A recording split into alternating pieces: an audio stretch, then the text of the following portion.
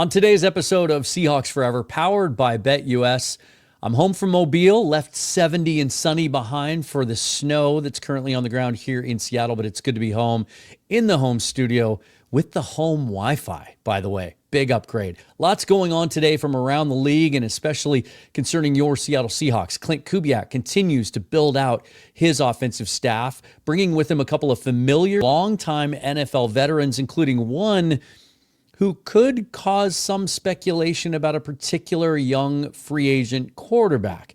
I have to address it. I will, coming up today. And then we'll take a look at some of the national big mock drafts that have come out since the Senior Bowl over the last 24 hours. Who do they have the Seahawks taking? How do I feel about that? And then we'll do our own draft. 7 full rounds for the Seahawks. We'll do it live. I'll talk you through the process, but we're only going to take players that I saw in Mobile for the Senior Bowl, and then I can't wait to get your thoughts on that. There's always lots of opinions around mock drafts. We're going to look into that today, coming up next.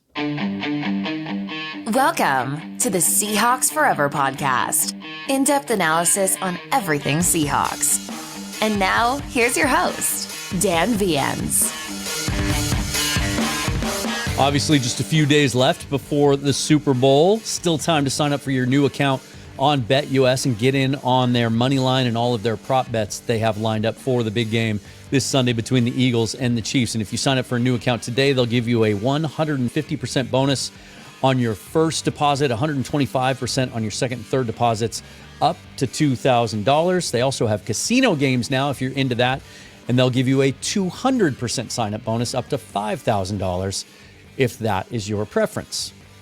All right, you guys, it is good to be back. I was not kidding about the Wi-Fi thing. I didn't realize how good I had it until I experienced something else. I don't know if you saw it when I posted it on Twitter, but like the upload times when I clocked it today, really they say you have to have a minimum of 3 megabits per second in order to have a reliable live stream signal. At the hotel, there were times I was getting less than 1, and it's through the roof here with my Wi-Fi. So kudos to Xfinity. And they did not pay me to say that. I know, man, people like to complain about Comcast, right? But I'm born and raised in this area. I've had Comcast internet cable for 40 years and never had a problem with it. I don't know. Anyway, this all benefits you and me, right? Let's get into it. As I said, lots of things breaking from around the league today just in the last few moments. Myles Garrett putting out a statement that he has officially requested to be traded from the Cleveland Browns. Just doesn't like the direct. You can understand it, right? The guy's in his prime of his career, coming off maybe one of his best seasons ever, even though he said he had some issues with his feet that will need to be addressed medically this offseason. But just, obviously an elite player in the prime of his career doesn't see an opportunity there to win in Cleveland, especially considering the quarterback situation there, and as they are kind of hamstrung with Deshaun Watson on board and what they can do to try and improve that roster, which obviously starts a lot of speculation. Every fan of every team around the league would like to have Myles Garrett on their team. It only makes sense for a few. There's only a few that would be willing to give up that kind of significant draft capital. I mean, are we talking about 2 first-round picks here? At least 1 and then a bunch more. And then you have to fit the contract in your salary cap situation. For the record, the Browns have already come out and said they have absolutely zero intention on even engaging other teams in conversations. But the player kind of holds all the leverage here, right? I'm sure Myles Garrett can pay his bills and survive for a season on what he's made so far in this league if he chose to hold out, if it comes to that. So we'll see. We'll see if that comes to a head.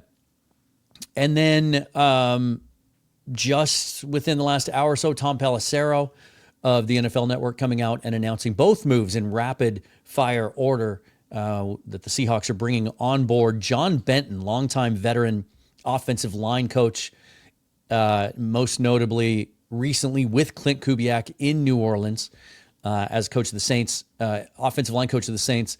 And then quarterback coach, we've known about this. There's been a lot of speculation about Benton. I think Corbin Smith was the first one to bring his name up after Kubiak was hired. Andrew Janocko, quarterback coach from the Saints also coming with Kubiak. They have a long history together, not just in New Orleans, but before that, when they were both in Minnesota. First, talk about Benton, 33 years, 19 of those years spent coaching in the NFL, mostly as an offensive line coach, but he has held run game coordinator titles in the past as well.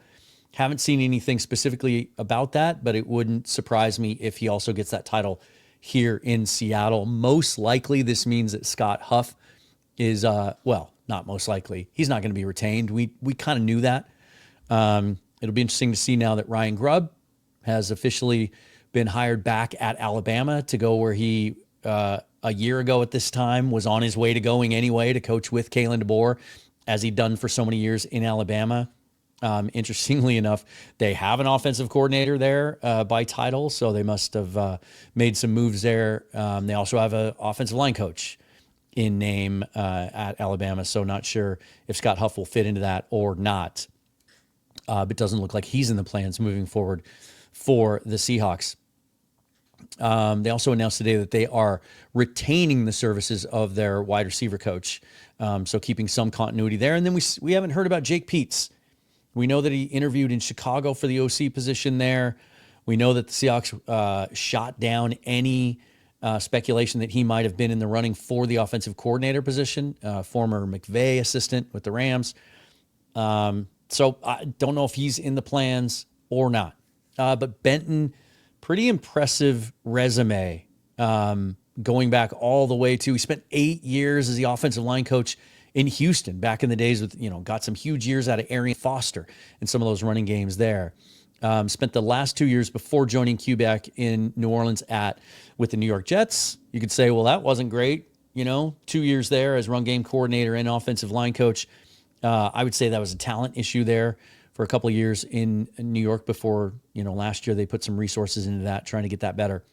But they had some issues there. Mekhi Becton was kind of a bust there at tackle, and they had some concerns on the inside, but he got a big rookie year out of Breece Hall. And then before that, though, 4 years in San Francisco, coaching that offensive line from 2017 to 2020. So that includes a Super Bowl appearance and, just a lot of success in the run game with that Shanahan scheme, which is basically the genesis of the scheme that Klint Kubiak still runs today, that he learned from his father, Gary, who played and worked for Mike Shanahan. And so that carries forward. And so I like the continuity there to get a veteran offensive line coach in here who has had some success. If you read through his bio, it's still up on the New Orleans Saints site. Go check it out, because lots of success in his career when there were injuries to be dealt with on his offensive lines and still being able to function as an offense. So having a veteran who's been through that and has been around the league for a long time, some older offensive lines, some younger offensive lines, really like that hire to come along with Klint Kubiak. And then Janocko, 11 years in the NFL, his last 2 seasons as quarterback coach in Chicago, and then 7 seasons before that in Minnesota, where he coached offensive line, he coached wide receivers, he coached quarterbacks. So a little bit of exposure to all of that. He was Justin Jefferson's position coach his rookie year when he burst onto the scene. He was the quarterback coach in Minnesota when Kirk Cousins had his best season as a pro. He's worked with Norv Turner, Kevin Stefanski, Gary Kubiak, of course, and Klint in Minnesota. So some cool, and he's still just 37 years old. So I like it, not just because those two have worked together, and so you get the continuity, right? When you're coming in to install a new scheme for the second time in 2 years for these guys, third different scheme in 3 years, to have guys that have all coached together, installed this scheme, coached it, I think is really, really good. Now, I promised you some speculation, and I know it's going to run rampant. There are a number of people out there in the Seahawks fan base, maybe you're one of them, that really still believe that Justin Fields has tremendous upside, especially as a potential quarterback to turn to if the Seahawks are having any thought about moving on from Geno Smith strictly for financial reasons to get younger at the position. Janocko coached Justin Fields for 2 years in Chicago. Now, obviously mixed results. It wasn't enough for the Bears to want to stick with him. But then we saw what Arthur Smith was able to get out of Justin Fields for the first 7 games of last year. I think he went 5-2 in those games, threw 5 touchdowns, only 1 interception, if I'm remembering that correctly off the top of my head. I know a lot of people are really enamored with Fields' athletic ability and his upside as a passer. I just have never felt like he would be a fit here because I think John Schneider tends to lean on quarterbacks that, yes, while he likes athletic upside traits, he wants a guy that can be surgical in the passing game. And I'm just not sure, even coming out of Ohio State, that was a knock on Fields, that he lacked processing skill, which I think is an overblown weakness of draft prospects across the board because they just don't get that exposure and experience in college. Had Max Brown on the show a few months ago, and he talked about how offenses have had to be scaled back a little bit and even dumbed down in some cases because so many of these offensive play callers in college are having to deal with transfer quarterbacks. They're having to deal with these quarterbacks that are learning a new scheme every single year as they move around. These guys aren't processing at a high NFL level at the college level anyway. But it's intriguing enough of an idea. Sometimes you can connect dots and it makes sense. And sometimes it's a little bit of an exercise in futility. I have no idea how John Schneider might feel about Justin Fields, but it's intriguing enough that it is worth a mention, right? So the staff is rounding out. Again, don't know about Jake Peetz and whether he'll stick around or if there's anybody else that they might bring aboard the staff. There had been some speculation of Rick Dennison coming over and joining the staff in some form or another. Longtime NFL veteran coach who also was in New Orleans and has done a little bit of everything, including a lot of exposure to the offensive line and coaching there. It seems like Benton is gonna cover that role. So those things starting to take shape. I promised this, have been promising it for the last couple of days. If you've been following along with any of the content that I did coming out of Mobile last week, tried to do something similar Friday night and just could not get a live stream off the ground. My apologies for that. So we're going to do it today. I'm going to do a full 7-round mock draft. Going to do it live, work through it pick by pick here. But before I do, I thought it'd be interesting to kind of check in because now after the Shrine and Senior Bowl in back-to-back weeks, a lot of these national draft analysts have had an extended up-close personal look at some of these prospects, have a better idea of what they look like in person, and also what kind of fit they might offer to certain teams. So you're seeing either a first wave in some cases or a second wave of these big mock drafts. Dane Brugler did his a couple of weeks ago, and Bryce Coots and I broke that down over on the Pick Is In pod. But in the last 24 hours, Matt Miller came out with a new one early this morning, I believe, or maybe it was late last night on ESPN. And then Lance Zierlein of NFL.com came out with his first one today. And then PFF had an updated one based on their grades a couple days ago as well.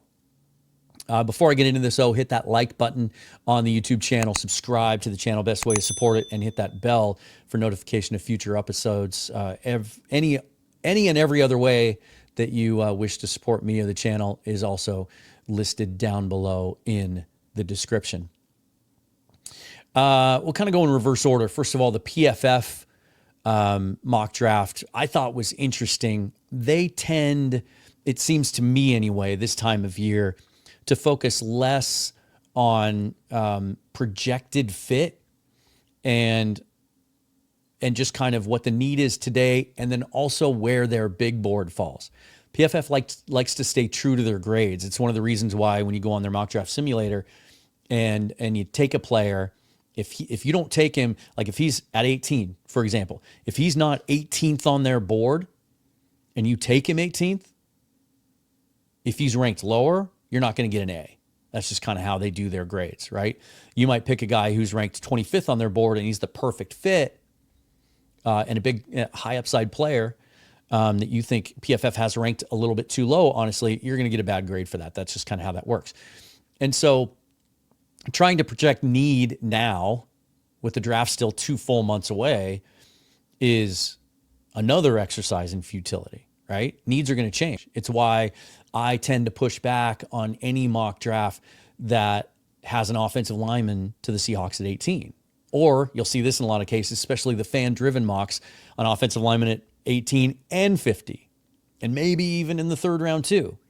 Needs are going to change between now and then.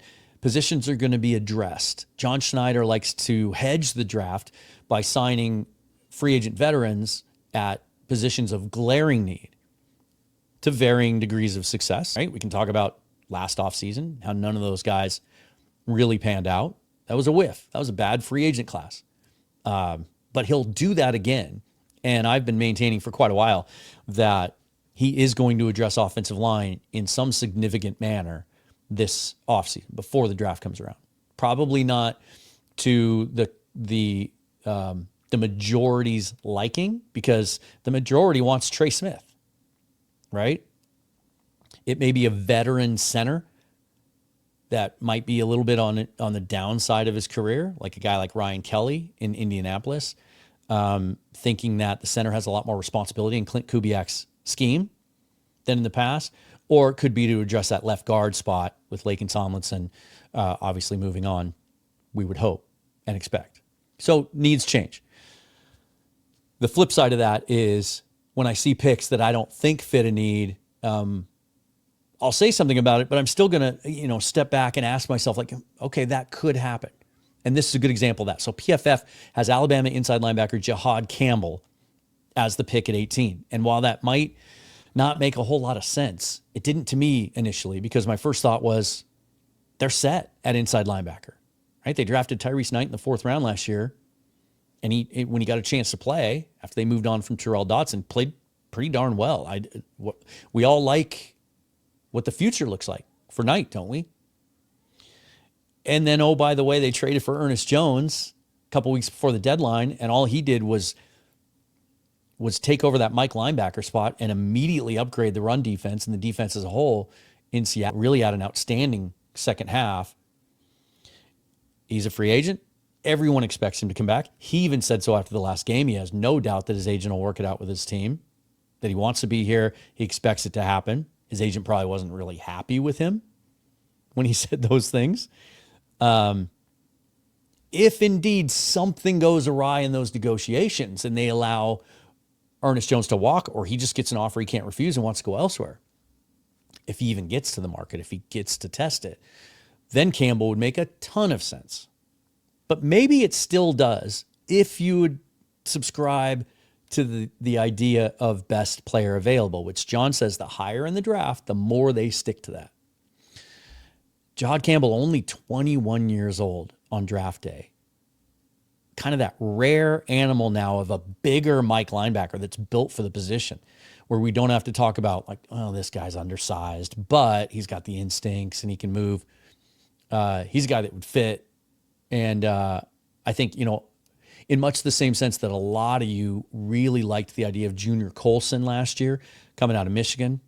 Some of that came from the attachment with Mike McDonald in his 1 year there with the Wolverine, but also the fact he was super young, bigger, stronger, faster than a lot of those inside linebackers. So Campbell might not seem like an immediate need, but maybe it is. And we've seen a little bit of McDonald using 3 linebackers on the field at the same time. Not every week, not against every offense, not in every game plan. But does Tyrese Knight have enough length to where he could play some kind of hybrid edge? Sort of like Malik Harrison did with the Ravens? Maybe. And you could play Campbell and Jones together? I don't know. We'll see. I mean, Jones played weak side linebacker for a year when Bobby Wagner was in L.A., right? And so maybe he has a little bit more scheme versatility than we expect. Thought that was an interesting pick. Even more interesting because Matt Miller did that too. He had Campbell going to the Seahawks at 21, or at 18, I'm sorry. And basically said the same thing PFF did, just like, this is a really good player. This is the range he's going to go in. Mike McDonald loves linebackers. This guy's a fit. And then in the second round, Miller's is a 2-rounder. Alfred Collins, Texas defensive tackle, would make that pick all day long, every day at 50. Reunite him with Byron Murphy, like a true nose tackle to play alongside Murphy, to free him up to play more 3 technique and kind of move him around as a little bit of a kind of a weapon on the defensive line along with Leo Williams. So I thought that was a really intriguing second round pick, a guy that wasn't in Mobile, so I didn't get to see him up close. But the tape certainly doesn't lie. And then I thought Lance Zierlein had an interesting approach, and I want you to pay close attention to this and start preparing yourself for the idea that the pick at 18, if it is at 18, could absolutely see the Seahawks trying to trade back a little bit from there. Not only may not be, but I will say this and have been saying it for a while, likely won't be an offensive lineman. For reasons that I have said multiple times, but I'll say it again. A, I believe firmly John Schneider is going to address the offensive line in free agency in a not insignificant way. Why? He's never done it before, Dan. Okay. He's tried to in the past. People forget that he offered a ton of money to David Dielman to try and pry him away from the Chargers, but he wanted to finish his career there. Offered top of the market money to TJ Lang and thought he was getting him. Remember the reports that Lang was headed to Seattle? He ends up at the last minute deciding to stay in Detroit. So there's that. There's also the fact that I think when he looks at this roster and what this team needs, it's obvious to everyone. The offensive line play needs to be better. Got to be able to run the football better, protect your quarterback now and in the future, because now you have to protect Geno Smith so he can be the most effective he can be, doing what he does best, which is throwing the ball down the field. And also because at some point in the next year or two, you're going to bring in a young quarterback. And so you're going to want the infrastructure to be strong. He knows that. And now I think for the first time in his career, he knows, he has to know, if he doesn't address it now, he may not get to continue doing that job anymore. And I'm telling you, I know this. I've interacted with him enough. This is his dream job. It's where he and his wife and his family love to be. He doesn't want to work anywhere else. He doesn't. And so he understands that there is pressure on him to fix that. He also has a young head coach who, from the moment he hired him, has said over and over again that he wants to play a certain style of football. And for that to happen, they got to be physical. They got to be able to run the football. They got to be able to run it and dictate terms and run it when the other team knows that they have to run it. He's going to demand it. And we saw what happened the last time Mike McDonald went into John Schneider's office, and presumably this is how it went down. Maybe it was on the practice field. I don't know. Hey, these linebackers aren't cutting it. We need to cut bait and go a different direction. And look how definitively and decisively John Schneider and Mike McDonald made that move. You don't think Mike McDonald's in John Schneider's office saying, hey, man, we have to address this. Have to. Also, for the record, Tuesday, John Schneider was there Tuesday and Wednesday. McDonald stayed through Thursday. I only saw Schneider in one place in Tuesday for both the national team practice in the morning and the American team practice in the afternoon. Arms folded, looking under the brim of his hat, standing where the offensive linemen were doing all of their individuals and their drills. Every time I saw him Tuesday, he was watching the offensive line. So if you're going to go best player available and you're going to take the player at 18 or thereabouts that has the highest ceiling, that has a chance to be a blue chip player, something the Seahawks lack, a star player, most likely the biggest impact there is going to be at another position. I tend to go defensive line there, but they could do something like this. And Lance Zierlein has him taking Luther Burden III, wide receiver, Missouri. A dynamic weapon to add to a position group that I think is a much bigger need than people are giving it credit for. Tyler Lockett's not going to be on this roster next year. DK Metcalf is a very impactful player, but he's limited in how you can deploy him. And so he's going to, in this scheme, he's probably just going to be asked to do what he does best. And that's be on the outside, be physical, win over the middle, right? JSN had the breakout year last year. Most of it was done from the slot, but he can play outside. I think you're going to move that. I think you're going to move him around. And Klint Kubiak likes to play a lot of 12 and 13 personnel. So tight end's going to be a big need.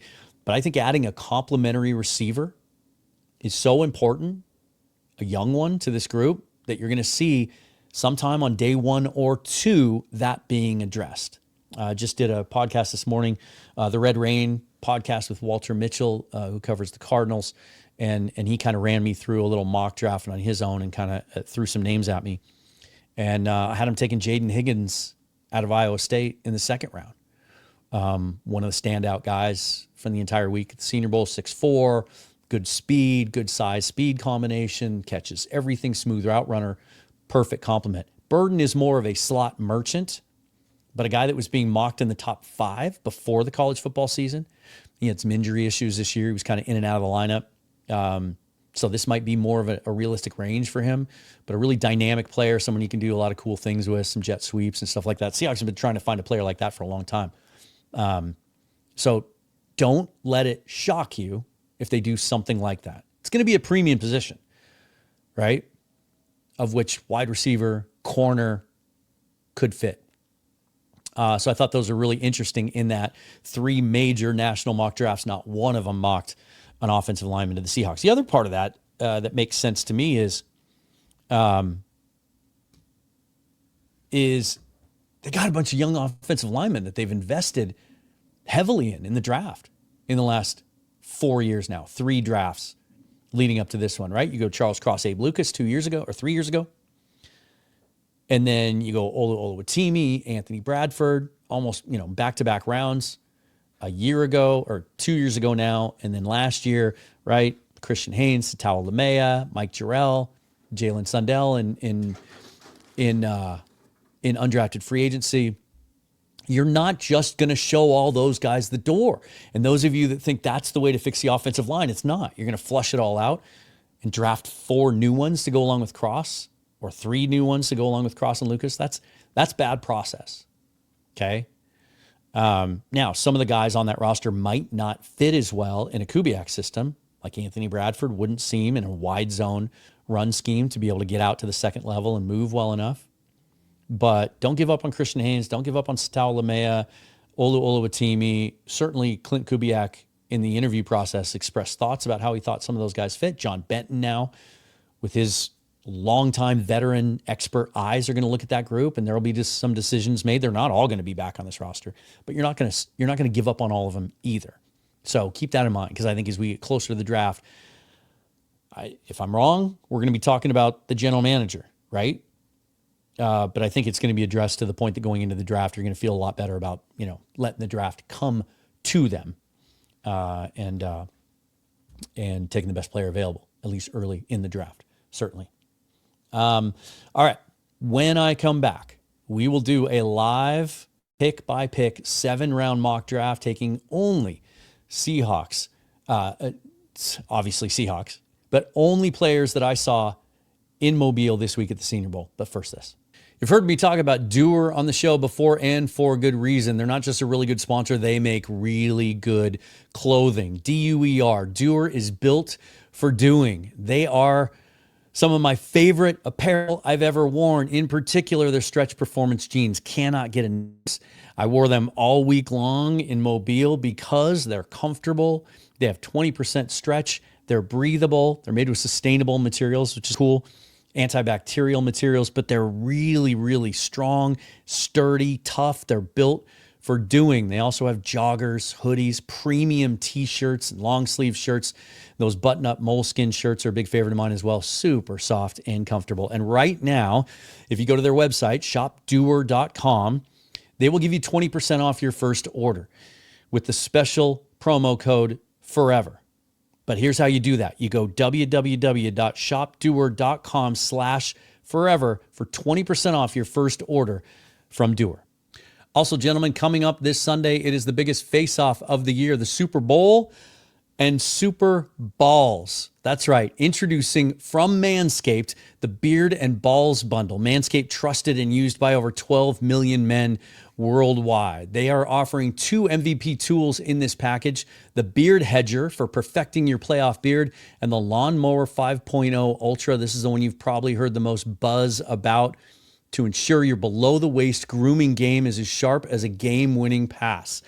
Face and balls covered by this package. Whether you're cleaning up for the big game or prepping for your own Super Bowl party, the Beard and Balls bundle tackles all zones with ease. And right now, you can be the MVP of your grooming routine with the Beard and Balls bundle from Manscaped by heading over to manscaped.com and using the promo code Seahawks, and they'll give you 20% off plus free shipping on your first order. Don't fumble this opportunity. Your face and balls will thank you. That's manscaped.com.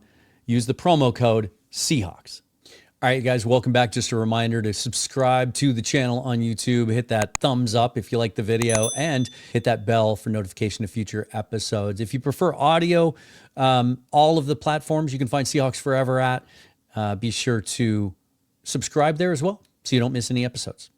And if you really like what I do, leave a rating or a review. That would be really cool. All right, so I'm using the PFN mock draft simulator for this one. I like to switch back. Different simulators have just different interfaces. Some are a little more clunky than others, but also their rankings are different. The thing I like about PFN is it's a little easier to do trades. And it seems like this year, the trades that are being offered actually match up a little bit better with the trade value charts that you see out there, the Jimmy Johnson that a lot of NFL teams continue to use, and then the Rich Hill chart, which is based more on actual data from the last 10 drafts of how much a pick has value. I'm not going to do any trades today. We're going to do this straight up and just do the 8 picks that the Seahawks have. But I like this one because it's just easy to use and it's really, really fast. So I've already got it loaded up. And I went in, the Seahawks are on the clock here at 18. And just to give you an idea of kind of their rankings, this looks pretty chalky so far. Like there's some momentum that Abdul Carter could be the pick at 1. Maybe the Titans don't go quarterback, or maybe they trade down a little bit, try to get, one of those premium non-quarterback talents, maybe leverage that pick. But, Cam Ward, Shadur Sanders, Will Campbell, Abdul Carter, those guys are going where they belong. That's a little low for Travis Hunter. But most of the usual suspects seem to be off the board before 18, so I think it's pretty accurate. Good example there is Tyler Booker going at 16.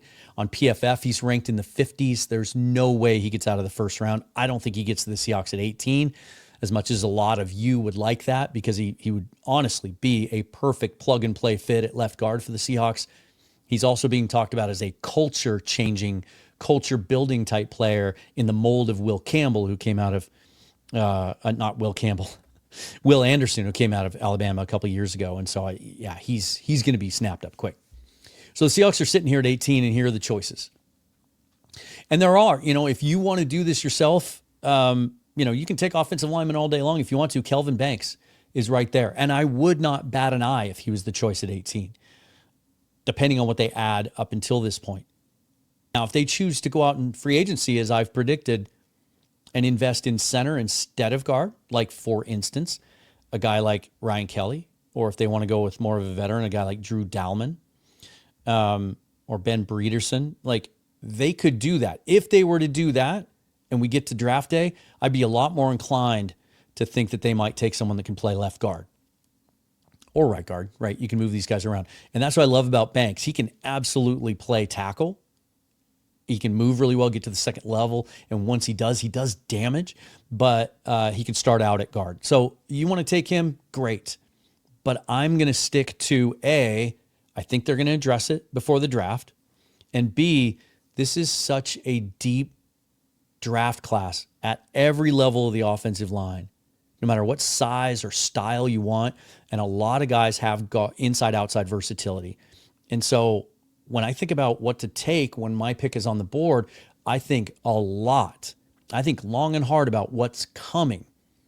And if I don't address one of the shallow position groups, in lieu of, if I tap into a deep group high, then I feel like I'm robbing myself of some value, and I'm going to paint myself into a corner with some other position groups later on. And so for the most part, I've been looking to add a dynamic defensive talent up front in this draft. And one of the strengths of this draft, especially in this range, like mid to late first round and even into day 2, is not only edge players, but bigger edge players. So if you're asking yourself, well, why would I want to take an edge rusher when we have Derek Hall and Boye Mafe and Uchenna Nwosu, who I believe is going to be back probably on a reworked deal. I just think he's such a fit. He had a bad luck year with injuries. I think they want to see what that looks like with a full season. None of those guys are what I consider problems that the opposing offensive coordinator has to scheme around. They're all really nice players. They all do a solid enough job setting the edge in the run game. They're a little bit different. Mafe's a little bit more explosive than Hall. Hall uses power more. Nwosu's kind of a combination of the two. But none of them keep coordinators up at night. Also, Nwosu getting closer to 30 has had some injury issues. Mafe getting to where if you're going to extend him, that's a decision that has to be made. I don't think he's worth high, top end of the market edge money. And then Hall just entering his 3rd year. I think adding someone bigger there, and that's what this draft has in droves. Edges that fit a certain profile. They're 6'5", 6'6", 6'7", in some cases, 280 to 295. That's different than what we have.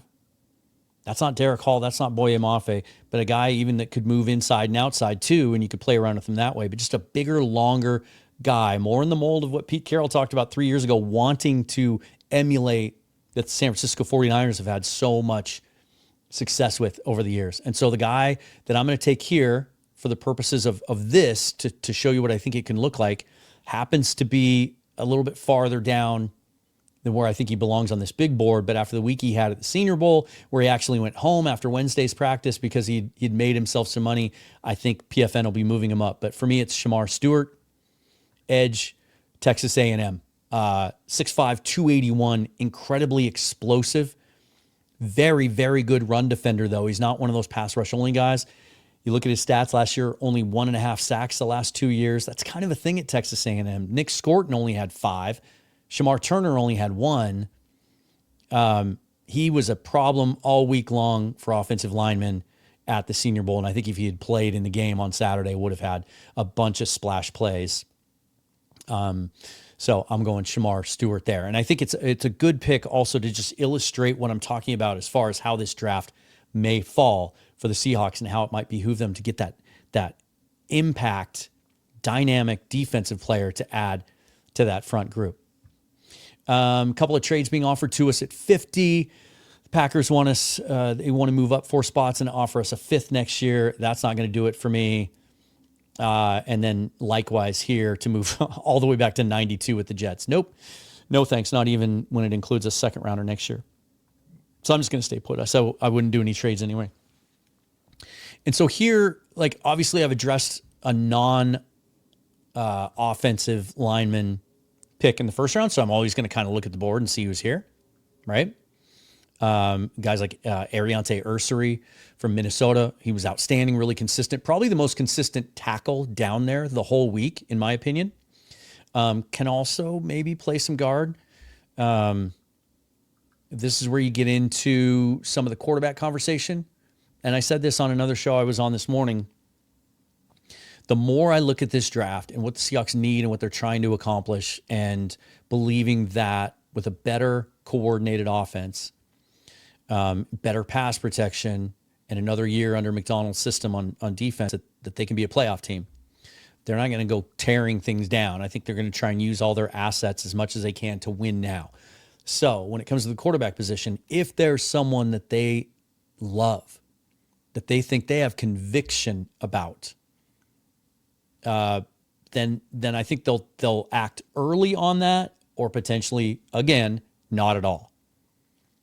And for those of you who just want to say, this quarterback class is trash, don't touch it, don't do that.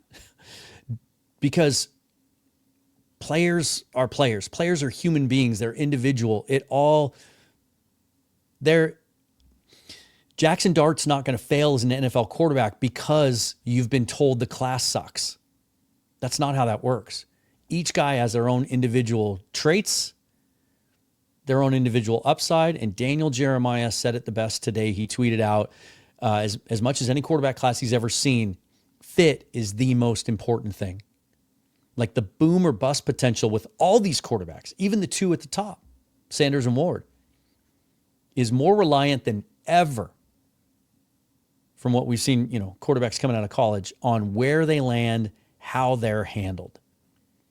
So I could see a Jackson Dart going to the Rams in the first round, and they sit on him for a couple of years until Stafford's done, and in a McVay system, and he doesn't have to play right away. He gets to learn how to read NFL defenses, and I could see him being a Pro Bowl caliber player.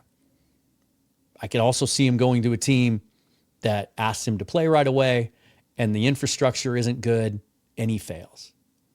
Okay? So for the purposes of this, I'm not going to go quarterback here. Maybe I grab a guy in the 6th or 7th round for the purposes of he might have more of a market in undrafted free agency, and we might not win that recruiting battle, right? And so I'm going to still focus here on premium positions. And again, I like the depth at offensive line to the point that here I'm looking for impact on offense. And this isn't how I go into every draft. A lot of you will say, this is the only way John Schneider should do it. Offensive lineman in the first round, defensive lineman in the second round, tight end in the third round. You know what I mean? That's not how the draft works or how it falls. So there's some really, really cool guys here that I think could make a big difference on offense. And I want to take a look at the tight ends for two reasons. One, it's a huge need. Klint Kubiak likes to run 12 and 13 personnel at top third of the league. And I don't know that they have the personnel on hand for that. We really like what we saw from A.J. Barner as a rookie. Like, he fits as a guy that can play in line and contribute in the passing game. Noah Fant's got an $8 million cap hit coming up this year. So if Klint Kubiak thinks he's a fit and they want to keep him, he's going to have to be willing to redo that deal or he's going to be released. Farrell Brown was on a 1-year deal. He's not going to be back. Didn't do enough to warrant that. And Brady Russell was hurt all year and is kind of an undersized, more of an H-back type guy. Anyway, which there could be tremendous value in this offense for Brady Russell because Klint Kubiak also uses a fullback. This tight end group has been called the best since 2010. They showed that this week in Mobile. And Tyler Warren wasn't there. Colson Loveland wasn't there. Gunnar Helm wasn't there. Mason Taylor was. Elijah Arroyo was. And they were outstanding. There's some other guys. Jake Brenningstool was there, but he's more of a Y move tight end, more of a glorified big wide receiver. Gunnar Helm makes a ton of sense here because he's the biggest, most physical of these guys. He can really block. That's not as much of Arroyo's game. Arroyo is how it's pronounced. I'm trying to dial that in. It'd be tempting to get one of those tight ends, but you see where they're ranked here. Similar to when you look at your own board and you go, okay, we can wait on that guy maybe. Let's take a look at the receivers because I think there's some guys here that would make a lot of sense. Looking for a complementary receiver to fit in with what DK and JSN do, just like I talked about with Luther Burden being the Peck and Lance Zerlines. Jaden Higgins is a guy I'd be looking for here. He's already gone, unfortunately. Here's a guy I'm going to go with. I'm going to go receiver here. I'm going to go with Jalen Royals at a Utah State. Really unique body type for a receiver. When you look at his lower half, you think, is he a running back? Really thickly built from below the waist. And you don't see that with a lot of receivers these days. Imagine, but he's 6 feet tall. Imagine a 6-foot version of Golden Tate. Golden was 5'9", 5'10", but just thick, right? When he catches the ball, great yards after catch, turns into a running back. But when I first saw him on the practice field Tuesday, I thought, okay, he's probably not very dynamic. He's probably not very sudden. But there are scouts who are expecting him to run a sub 4.4 at the combine. Made plays all week, really physical at the line of scrimmage, able to beat jams and man coverage. The other thing I like is there was some word down there that he's not playing at 100%. And so that was robbing him of a little bit of his dynamic athleticism. But yet the fact that he was down there every day, went through it all, made some plays in the game. I think Jalen Royals would be a really great complementary piece to go along with JSN and DK.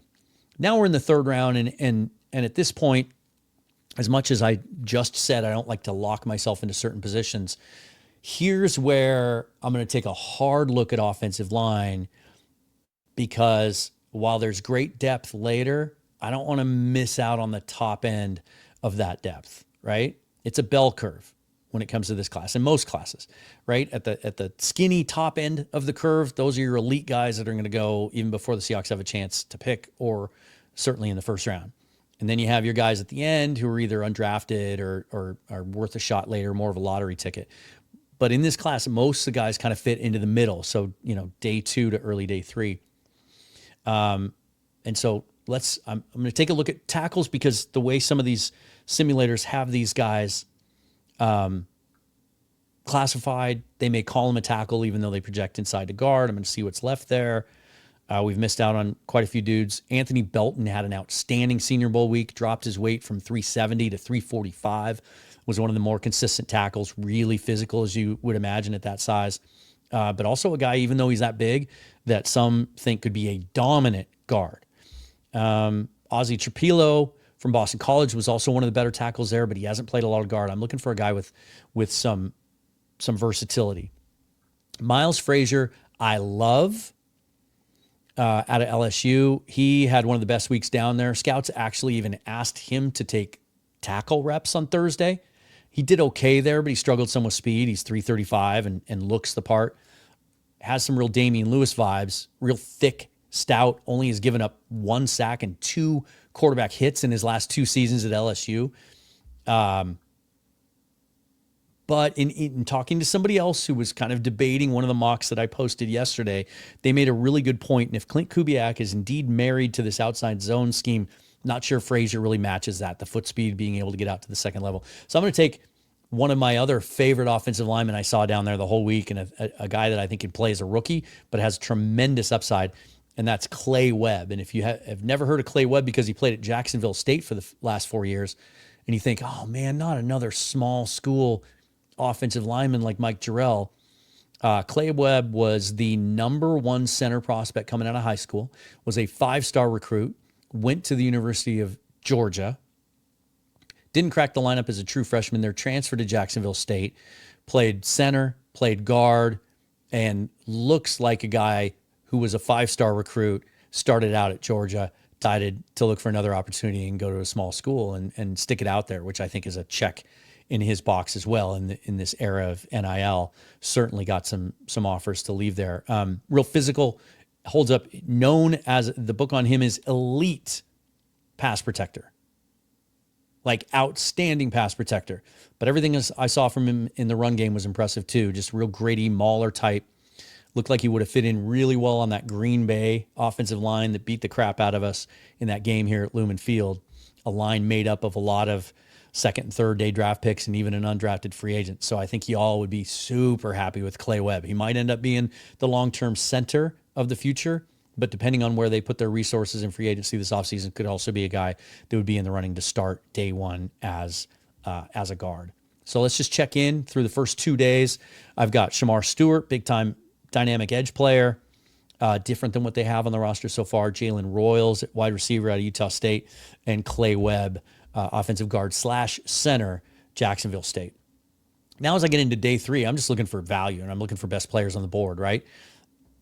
Certainly, I'm still looking at tight end. That's probably where I'm going to look here in a second. Secondary, right? You're always looking to add value there. I think there's some question marks about the cornerback position, so we could take a look at that. Let's do that real quick. Quincy Riley out of Louisville, smaller guy, might have to play slot, but I think he can play outside too. He was as sticky in coverage as anyone the entire week, really caused some problems for receivers down there in Mobile, especially in the red zone, was really, really tight in his coverage. Had a pick 6 in full practice that he dropped. I'm sure he regrets that, but he was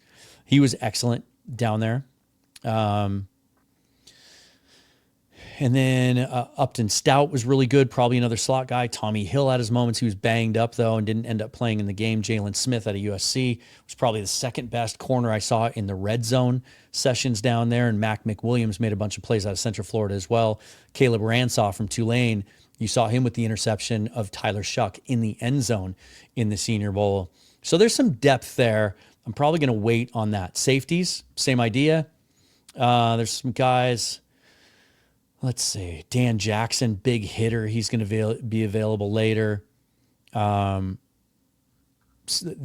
better safeties from that group have been taken. Let's take a look at some of the linebackers. Smile Mondon Jr. out of Georgia, I thought was great in coverage down there. He was exceptional. Demetrius Knight was one of my favorite players of the whole week. South Carolina, 6'1", 245. Rare size for that position. But again, is he a fit with Jones and Tyrese Knight? Jack Kaiser out of Notre Dame, a little undersized, but outstanding. He had an interception on Jalen Milroe on a seam route in full practice on the Wednesday, the full padded contact day, where he kind of baited Milroe into the throw and then just made a great drop to pick it off, kind of similar to the play that Ernest Jones made in Arizona, if you remember that one. He was outstanding as well. Jeffrey Boss is gone. That's a guy that I really liked from down there. Defensive tackle, I'm going to be wanting to take one of those at some point. Jamari Caldwell out of Oregon would fit that mold that we need. True nose tackle. He got hurt on Thursday, didn't play in the game. Jordan Phillips from Maryland doesn't qualify because he played in the Shrine game, but he was outstanding down there, so tuck that name away. Ty Robinson of Nebraska, kind of a blue collar, just all effort, all motor guy, incredibly strong. And then I just want to take a peek here. Wyatt Black from Iowa, they've got as their 242nd ranked player. Huge, long. I thought he was good. Darius Alexander from Toledo, that's way too low. I would take him here in a heartbeat if I thought it was realistic that he'd be there at 137. He's going to be long gone in the second round, maybe even sneak into the first round.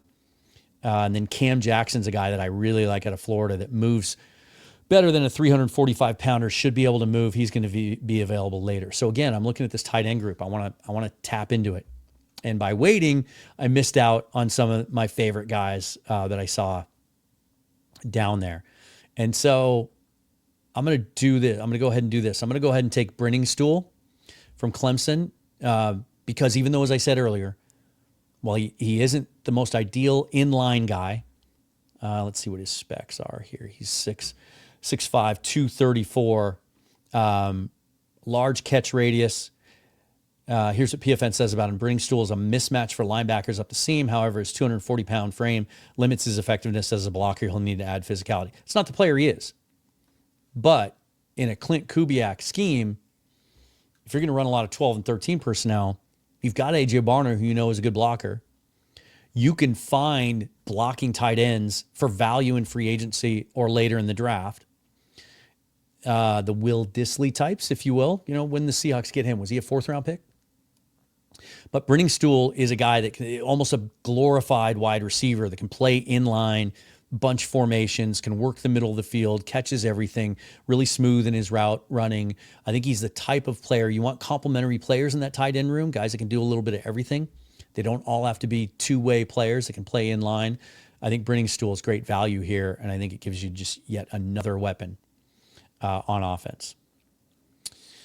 All right, so now we get down to pick 173, and let's just see what the overall board looks like. Jamari Caldwell, this might be really good value for him, 6'2", 342. Here's what PFN says about him. Pairs an eye-catching first step with beautiful natural leverage and a knack for disengaging from blocks and making plays on runners. He plays with an almost immeasurably wide base to thwart the efforts of double teams, and his aggressive nature to cut off reach blockers makes him effective against wide zone and downhill runs. Jordan Birch was the Oregon defensive lineman that was expected to get a lot of attention down in Mobile because he can play inside or outside. He wasn't there. And Caldwell really stood out before he got banged up on Thursday. I'm going to take him here because I think the value's good, and I think to add a guy there, similar to what we talked about in Matt Miller's mock, taking Albert Collins in the second round. Let's get a true young nose tackle in there. 330, 340 pounds, could play the true zero technique, eat up blocks, control the line of scrimmage from the interior so that Byron Murphy doesn't take so many double teams and he and Leo Williams can really, really eat on that defensive line. All right, so now we're down to 187. What are we? We're in the 6th round. Okay, let's just see what the overall looks like. There's some running backs here, and there's a ton of value. You've heard this about the running back class. As many as 30 running backs draftable grades this year. I asked Jim Nagy about that at the opening press conference. He said, yeah, because I'd heard one analyst say that. He said, yeah, that's probably about the number we had too. All different flavors, sizes, styles for whatever you're looking for as a running back. But here's the thing. Look at that running back room, right? Ken Walker, Zach Charbonnet, Kenny McIntosh, who finally got an opportunity at the end of last year and showed what he can do. And then they really like George Halani, who's a guy that's outstanding in pass protection too. I just don't think if you take a running back here that he's going to make the roster unless you're going to devote 5 running back spots. But with as much 12 and 13 personnel as Kubiak likes to run, is that going to make sense? He does like to run some 21 and 22. He runs more 2-back sets than we've seen in Seattle in quite a long time, something that I've wanted for a while. I used to scream for Schottenheimer to use Carson and Penny at the same time. They were both never really healthy at the same time. But like RJ Harvey out of UCF, tremendously productive in college. He looked great that week down there. Here's a situation where I'm going to go ahead and add a position just based on best player on the board. And while I think he's probably not going to last this long, maybe he will because he's one of those 6-year guys, 24 years old. And some teams kind of frown on that. It's been more common with the last couple of drafts because of the COVID years, players taking advantage of that. We saw the LA Rams take Byron Young Jr. a couple of years ago, the edge defender that the Seahawks actually had in for a 30 visit. He was one of those 24, 25-year-olds when he was drafted. How's that worked out?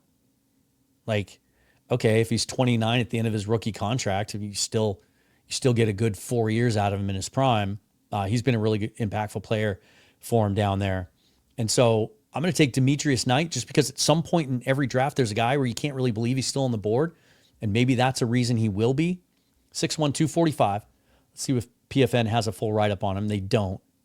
But he's a guy that I saw that can be a thumper in the run game, was much better moving away from the ball and covering in pass coverage than I expected him to be. And he can sneak up to the edge and get after the quarterback a little bit. And so this is just one of those value picks where I think at some point they're going to add a linebacker. And so it's got to make sense at some level. Maybe it's more of a guy that's built a little bit more for the weak side. I'm going to go with Knight here just for value. We have another 6th-round pick. I don't think this is accurate, right? I think the Seahawks only have 1 6 because they got a comp pick in the 6th round, but they traded a 6. This might not be right, but we'll go with it because I do think they're going to do some moving around the board. And here I want to look at in the secondary and see if there's any value there. All the guys I talked about at corner. Safety, I think Dan Jackson's a guy that's going to go undrafted. None of the safeties here that were in the Senior Bowl are still left that I really like. Corners are tempting. I would like to see him get a guy who can be comfortable playing in the slot, maybe give more opportunities for Devin Witherspoon to play on the outside. So just sticking with the format here, I'm going to go Jalen Smith, USC, just based on what I saw from him in Mobile. Haven't watched any tape on him yet, but he was as good in coverage, especially, as I said, in the red zone, down there, mirroring receivers, including a lot of those. There were a lot of guys in Mobile that fit that slot merchant role really quick. Tez Johnson, Jalen Noel, guys like that. And I thought he did a really, really nice job matching up with those guys. Let's take it the overall board as we're sitting at 212 now, and we've got 2 picks left, 212 and 236. So let's look again because I know you all will be really curious to add another body to the offensive line group, simply because you want as many bites at the apple as you can get, and it's a different coordinator, a little bit different scheme. When I look at guards, let me scroll up here. Any guys that really stood out for me down there that are left? So here's one. Jackson Slater, 6'3", 220, Sacramento State. Another small school guy. That's going to be my pick here for one reason and one reason only. Two reasons. He was good. He was very good. One of those guys that you don't notice until you watch him. And when you do, he just doesn't lose any reps. Played mostly center at Sacramento State, so he has that kind of versatility, as did Clay Webb. But he's got the size certainly to play guard, and that's where he played in the game. Played right guard mostly. Thought he held up really well. Just kind of a mauler, but moves well enough. You could play that outside zone scheme. And I'm taking him here because if I don't take a second offensive lineman in this mock draft, y'all are probably going to come after me. But also because the Seahawks reportedly have already met with him twice. And that's unusual this early in the process. So they've got him really low here, PFN does. Maybe ultimately that's where he ends up and he's an undrafted guy and that's why they've met with him so much because maybe he's not going to be invited to the combine and they're taking advantage of their opportunities to meet with him now. Not sure. So before I make my last pick, I just want to take one last look. Shamar Stewart, edge early, Jalen Royals, receiver, Clay Webb, guard center, Jake Brenningstool, tight end, Jamari Caldwell, nose tackle, Demetrius Knight, linebacker. I think he can play some edge. Jalen Smith, corner, Jackson Slater, guard. Let's look at the overall board and just find the best value that we can. And you know what? Just for fun, let's do this. Any quarterbacks left? Okay. So there's some Senior Bowl guys, and this is where if they don't address quarterback early, which, as I said, if you're just tuning in, I am becoming more and more convinced that they're gonna wait to address it early one more year because they have Sam Howell. They're going to bring back Geno Smith. They like Jaron Hall. And so the question you have to ask yourself as you work through this draft is like, are any of these guys going to be better than Jaron Hall, going to be able to beat him out for third quarterback on the roster? Don't know if they'll carry three. They did at the end of the year. They elevated Hall. Tyler Shuck had maybe the most consistent week down there. 6'5". You know, he started out his career at Oregon, then he went to Texas Tech, ended up at Louisville. Looks the part, throws a really nice ball, good arm strength, accurate. Thought he was comfortable moving around in the pocket. Threw the interception in the game, but also had a touchdown pass on a perfectly thrown out route in the red zone where he had missed on just the play before. Didn't miss, absolutely laid it in the perfect spot. Jalen Noel dropped it. And he's got some impressive arm strength there. But I'm going to go with Riley Leonard here. Leonard is a very unique player in that kind of a throwback. Like, if you're not aware, 2 years ago when he was at Duke, there was first round buzz for this kid. And then he had some injuries his junior year, and then he ends up transferring to Notre Dame last year. Got off to a slow start, but then really started to do some things as the season went along. Bryce Coots, about halfway through the season, said, I really like the more I watch Riley Leonard, go watch this game or that game. And while I saw a lot of things I liked, I didn't see wow throws. I didn't see big time down the field, tight window seam routes, for example, layering intermediate throws. Things that's something I look for when I'm trying to project a guy to the NFL. But you know what? I saw him during the week. And if you go back and watch the first drive of the Senior Bowl, he was looking really good, including a third and long conversion, outstanding throw, had a couple of really, really nice intermediate throws on that drive. He was accurate. We know he can run. What was it, 8 or 9 straight running plays in that college football playoff game? So we know that, you know, the moxie that he has there, and being able to give up his body and throw the football or run the football. And I thought he threw it much better than I expected all week long. He's also one of those guys that just absolutely you want in your locker room. He's going to find a way to be in the league for 10 years. I firmly believe that, either as a high-end, valuable young backup or a guy that, you know, maybe in a Gardner Minshew type of role can you can win some games with him as a starter. If your guy goes down or is just really struggling, and there's value in that. I think you can take a shot on a guy like Riley Leonard in that kind of a system, in a Shanahan type system, because I think physically, when you look at him, I think his physical comp could be Brock Purdy. I think Leonard might be a little bit taller. They've got him at 6'3", 210. But that's who he kind of reminds me of. Good, not great arm. Good, not great athleticism, but able to run and move around and make some things happen and put his head down, get a first down for you. I think he's a guy that if you're looking to just add a quarterback to maybe take a shot on a guy and you're worried that in undrafted free agency you might be out recruited because you'd go somewhere with a much more obvious quarterback need, I think he's a guy you'd love to have in camp, see what you have in him, and he's just going to be infectious. He was the last guy on the field every day at practice, signing autographs and everything for the kids that are there. Just absolutely an A+ individual. Now, there are 9 picks here. There shouldn't have been. I think the Seahawks only have 8 picks. So we got an extra one there. But I do, at the end of the day, think they're probably going to trade down and end up with more bites at the apple out of this draft. So Stewart, Royals, Webb, Brenningstool, Caldwell, Knight Jr., Smith, Slater, Leonard. Would have liked to have added like a versatile kind of a Swiss Army knife type safety. That could certainly be something they look at in the second round. Guys like Sebastian Castro or Billy Bowman might be there from the Senior Bowl in the second round. I could have gone that way and then looked for a receiver later.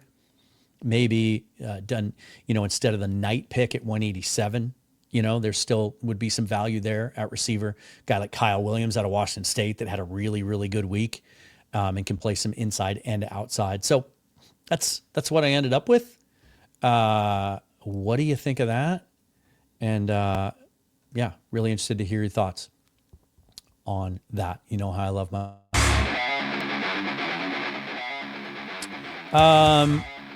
Tune in the rest of the week. Hit that bell so you're always notified of new episodes. Met some really, really cool creators while in Mobile. Going to get a couple of them on the show. And have some big guests coming on. And then if you're watching this later today, I'm going to hop on with, I'll be on with Corbin Smith on Locked On Seahawks tomorrow. Talk about my thoughts of what I saw at the Senior Bowl. And also I'll be on with Brandon Kane later today.